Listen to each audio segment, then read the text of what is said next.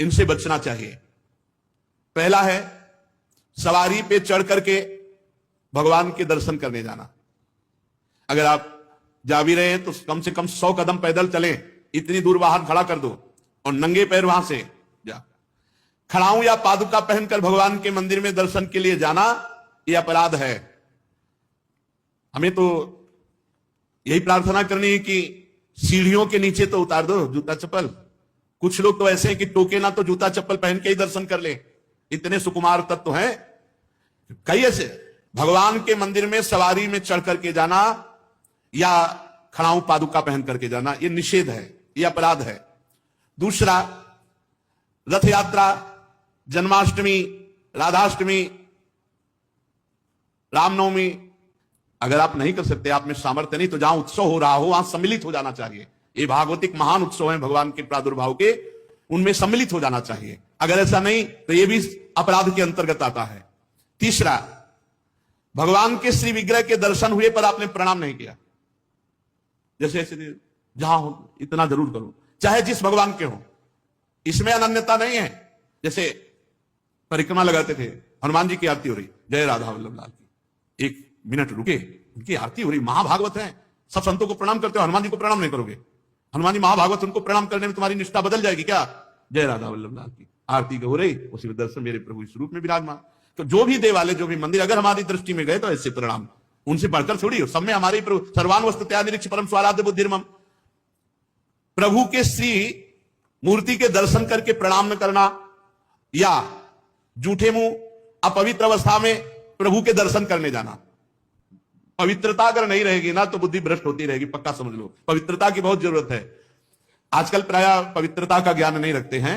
अशुचि अवस्था में दर्शन करना। अगला, एक हाथ से प्रणाम करना भगवान को। जैसे श्री विग्रह भगवान का है, भगवान और संतों गुरुजनों के सामने तो ऐसे, हमको तो ऐसे ऐसे ठीक है। ये राजकीय विभाग में चलता है, भगवत विभाग में ऐसे चलता है।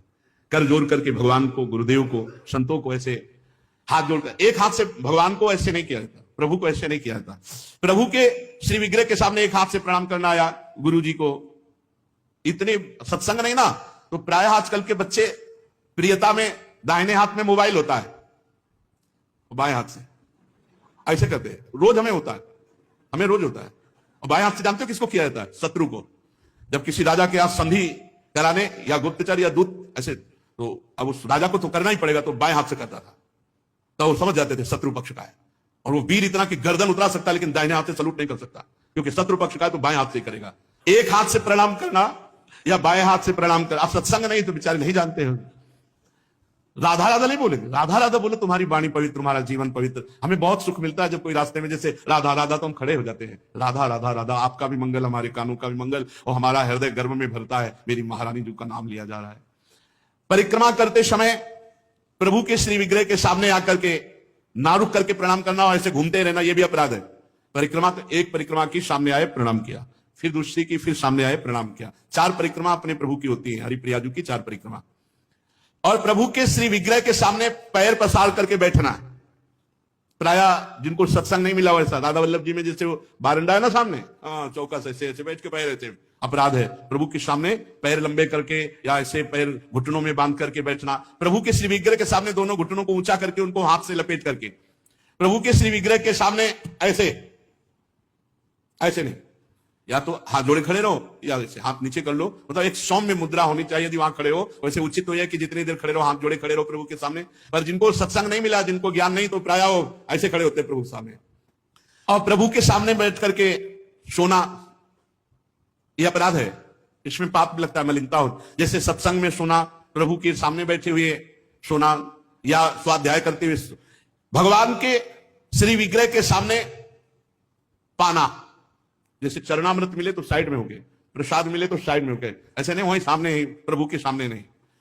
भगवान के श्री विग्रह के सामने झूठ बोलना, बात ही मत करो, मंदिर में बात मत करो, गलती हो जाएगी। कुछ भी अगर जरा भी झूठ निकला तो वज्र की लीक हो जाएगा, भोगना पड़ेगा। मौन रहो। जब कोई कहे हमें बात करनी, गेट के बाहर मिलो मंदिर के।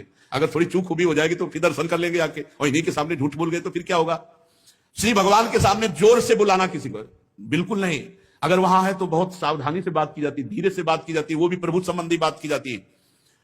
भगवान के श्री विग्रह के सामने आपस में कुशल मंगल पूछ रहा है, और कैसे हो प्रभु सामने, वहां पूछ रहे और कैसे हो, अपराध बन रहा है।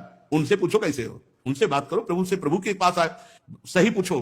बिल्कुल नहीं, सीधे गए, बस आंख में आंख मिलाई, जितनी देर टिके बस आंख बंद की, फिर आंख में आंख मिलाई, नख सिख लो अंग माधुरी, उसका पान करो, चुपचाप बाहर निकल जाओ। दर्शन की एक पद्धति है, एकदम देख रहे हैं, लेकिन देखना बाहरी लोग दर्शन नहीं करते, नहीं इधर उधर, वहां प्रभु में नहीं टिकेंगे, नेत्र प्रभु में नहीं टिकेंगे, वो इधर उधर दौड़ भाग करके निकल जाएंगे। आपस में कुशल मंगल बातचीत ये सब नहीं। और प्रभु के श्री विग्रह के सामने किसी को उपदेश करना, किसी को डांटना, किसी को दंड देना, ये सब अपराध के अंतर्गत आता है। प्रभु के श्री विग्रह के सामने किसी को पीड़ा देना, मारपीट करना, कदापि नहीं, बहुत बड़े बड़े अपराधों में। और प्रभु के श्री विग्रह के सामने किसी को आशीर्वाद देना, नहीं, ये भी नहीं। सामने विराजमान है, उन्हीं के आशीर्वाद से सबका आशीर्वाद है। ऐसा नहीं कोई प्रणाम कर रहा है माथे पे हाथ धर, ये सब व्यवहार नहीं। वहां प्रणाम कर, जो प्रणाम करे तुरंत पीठ कर लेनी चाहिए उसकी तरफ, वो प्रणाम उन्हीं को जाए। तो कभी ऐसा प्रणाम न, एकमात्र गुरुदेव। प्रभु के श्री विग्रह के सामने किसी पर अनुग्रह करना, यह अपराध है। श्री विग्रह के सामने किसी को साथ देना, कठोर वचन बोलना, निष्ठुर वचन बोलना। और प्रभु के श्री विग्रह के सामने कंबल ओढ़कर जाना, प्रभु के श्री विग्रह के सामने किसी की निंदा करना, प्रभु के श्री विग्रह के सामने किसी की स्तुति प्रणाम बिल्कुल नहीं करना, प्रभु के श्री विग्रह के सामने अश्लील भाषण बोलना, प्रभु के श्री विग्रह के सामने अधोवायु त्यागना। अच्छा, प्रभु को सामर्थ्य रहते हुए गौड़ उपचार के द्वारा भोग लगाना, जैसे अपने तो हलवा और चाय चल रही सुबह, और ठाकुर जी के लिए चिरौरी रखवा दिए, बहुत ही है, काफी लपटी भाई, उसमें प्लास्टिक में एक कटोरी में भर के रख दी, पानी रख दी, जमाने की हुई रखी, और अपना रोज सुबह शाम दोपहर सब नए नए पदार्थ पा रहे हैं। अपराध लगता है। ये मनोरंजन के लिए श्री विग्रह खरीद के मत ले जाना कोई। श्री विग्रह जाने का मतलब है पूरे के पूरे प्रभु आए हैं, सुबह से लेकर शाम तक उनको खवाओ पियाओ, स्नान श्रृंगार सब, ना हो हिम्मत तो छवि खरीद ले, उनके दर्शन करो। श्री विग्रह मत ले जाओ, श्री विग्रह ले जाओ, चाहे गोपाल जी का, चाहे प्रिया प्रीतम जी का, उनकी सेवा करो ऐसे जैसे अपने बच्चे की जाती है। अपना बच्चा अगर नहीं पवाएंगे तो भूखा रहेगा, नहीं स्नान कराएंगे तो वैसे, नहीं सहन कराएंगे तो नहीं सहन करेंगे। बोले हम दर्शन के लिए छवि ले जाओ, श्री विग्रह मत ले जाओ। श्री विग्रह ले जाने का मतलब है कि अष्टयाम सेवा, कम से कम अष्टयाम सेवा में नहीं आप पहुंच पा रहे हैं, पूरी सेवाएं कर पा रहे, तो सुबह मंगला और श्रृंगार और भोग लगा दिया, जाओ। फिर शाम के आए तो आरती कर दी, फिर भोग लगाया, दूध पिलाया, सहन कराया, इतना तो होना ही चाहिए। अब आप तो खाते हैं अच्छे अच्छे पदार्थ, तो ठाकुर जी के आगे प्लास्टिक में लपटी हुई टॉफी रख दी या चिरौरी रख दी। आपकी सामर्थ्य है, सब अच्छे अच्छे कपड़े पोशाक सब पहना सकते हो, ऐसे ठाकुर जी को ऐसे नहीं। आपके पास सामर्थ्य के अनुसार ठाकुर, वैसे तो जी जान से प्यार करो, बहुत कृपाल ठाकुर है, बहुत कृपाल। तो आपसे बात करने लगेंगे, आपको मना करेंगे, ये नहीं खाना हमें, ये खाना है, ऐसे। अरे आप आसक्ति करके तो देखो, निहाल कर देंगे। और अभी आप यहां पवा, फिर वो आपको अपने यहां ले जाके पवाएंगे, और ऐसा पवाएंगे कि निहाल हो जाओगे। और प्रभु को भोग लगाए बिना कुछ भी खाना पीना, ये ठीक नहीं, अपराध के अंतर्गत आता है। वैष्णव होकर, दीक्षा लेकर, सत्संग सुनकर, ये बात जान करके यदि आप बिना भोग लगाए प्रभु को पाते हैं तो अपराध है। ऋतु में जो फल हो सबसे पहले अपने प्रभु को भोग लगाना चाहिए। इस बात में हमने अपने गुरुदेव भगवान को देखा, बड़ी प्रवीणता। चाहे वो सहतूत हो, चाहे बेर हो, जो ऋतु का फल है श्री जी को जरूर पवाएंगे। और पवाने का पहला कि आप चख के देखेंगे, बेर या जो भी पहला चख के देखेंगे, अगर अनुकूल है तो हाथ धोया, आचमन किया, फिर श्री जी को दूसरे फल। नहीं तो ऐसे भोग नहीं लगाते, पहले जैसे कुछ भी बनेगा तो पहले स्वयं चखेंगे फिर भोग लगाएंगे। और ये बाहर नहीं चलेगा, बाहर तो कहते झूठा कर दिया प्रभु को क्या पाओगे, लेकिन अपने यहां अपने भाव हैं, भावोत्सवेन भजताम रस काम धेनुम। और किसी फल आदि का अच्छा भाग अपने लिए रख दिया, और जो स्वाद रहित है वो प्रभु के लिए भोग लगाने के लिए, ऐसा ना करे। और प्रभु के श्री विग्रह के सामने पीठ देकर खड़े होना या पीठ देकर बैठना, जैसे पीछे प्रभु ऐसे बैठना नहीं, इससे अपराध लगता है। गुरुदेव की अभ्यर्थना ना करना, गुरुदेव से कुशल प्रश्न ना करना, गुरुदेव की स्तुति ना करना, यह अपराध है। अपने मुख से अपनी प्रशंसा करना, यह अपराध है। किसी भी देवता की निंदा करना, यह अपराध है। भगवत मार्ग में अपने आराध्य देव के सिवा अन्य कोई आश्रय, अन्य कोई बल, अन्य कोई आशा, ये सब कलंक के समान है। यदि हम अन्य आस भरोस अवलंबन छोड़ पाए तो हमें कुछ नहीं करना भगवत प्राप्ति के लिए। सच्ची मानिए, ये अन्य जो स्वीकृति है यही हमको तो भगवत विमुख की है। ये हमारा स्वरूप ही भगवत स्वरूप है। ये पांच भौतिक हमारा स्वरूप थोड़ी है, ये अंतःकरण हमारा स्वरूप थोड़ी है, ये स्वभाव हमारा नहीं है, ये प्रकृति का है। यही अन्य आश्रय हमें भय प्रदान करता है। जब तक भय है तब तक न शुद्ध भक्ति है और न शुद्ध ज्ञान है। ज्ञान हो जाने पर एक ब्रह्म के सिवा कुछ है नहीं तो किससे भय। भक्ति हो जाने पर अपने प्रभु के सिवा कोई है नहीं तो किससे भय। प्रहलाद जी ने नरसिंह भगवान से किंचन मात्र भी कोई भय नहीं माना, सब भयभीत थे, पर प्रहलाद जी नहीं। अपने प्रीतम से क्या भय, चाहे वो सौम्य रूप में हो या घोर रूप में हो या भयावह रूप में हो, है तो मेरे प्रीतम, फिर भय कैसा।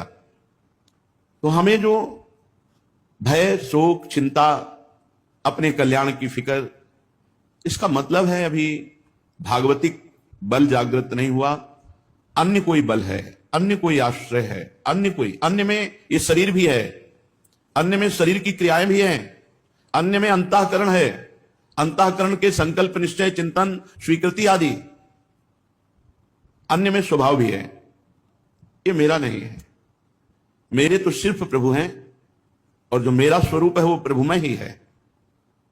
ये बात समझ में आ जाए तो बिल्कुल विश्राम है, अभी विश्राम है। भगवत प्राप्ति के लिए जो क्रियाओं का आदेश दिया गया है शास्त्रों में, वो निष्क्रिय आप हैं ये अनुभव करने के लिए, ना कि क्रियाओं से भगवत प्राप्ति होती है।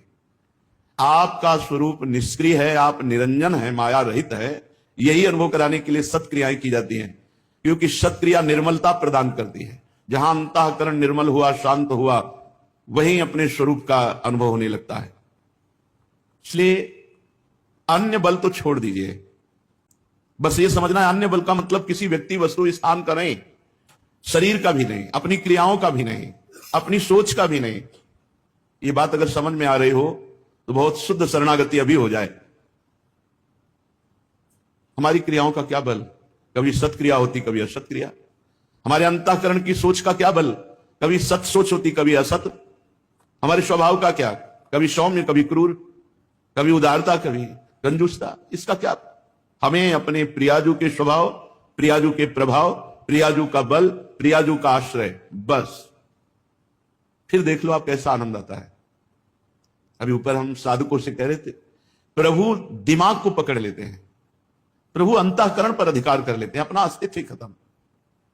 कैसा अनुभव आनंद का होता होगा जब अहम का पूर्ण विसर्जन भगवान के चरणों में हो गया, प्रिया प्रीतम के चरणों में हो गया। ये बात समझिए, भगवत प्राप्ति बहुत सहज, सरल, अनायास, बिना प्रयास के अनुभव में आने वाली वस्तु है। हमारे को लगता है बहुत प्रयास करके भगवत प्राप्ति कर लेंगे तो उसमें हमारा शारीरिक बल, बौद्धिक बल, क्रिया बल, इनकी पहुंच नहीं है परमात्मा तक, इनकी पहुंच, ये सब असत है। असत से की हुई क्रियाएं इस सत परमात्मा में प्रतिष्ठित नहीं कर सकती, तो इनसे उदासीन नहीं होना, ये करना है, पर बल प्रियाजू का। हमारा जितना भी मंगल होगा वो हमारे आराध्य देव से होगा। शरीर बिना क्रिया के नहीं रह सकता, इसलिए सत्क्रियाएं कर रहे हैं। इनका कोई हमें फल या इनकी कोई फलवृत्ति की आकांक्षा ऐसी नहीं है। श्रीपाद प्रबोधानंद जी महाराज इसी भाव को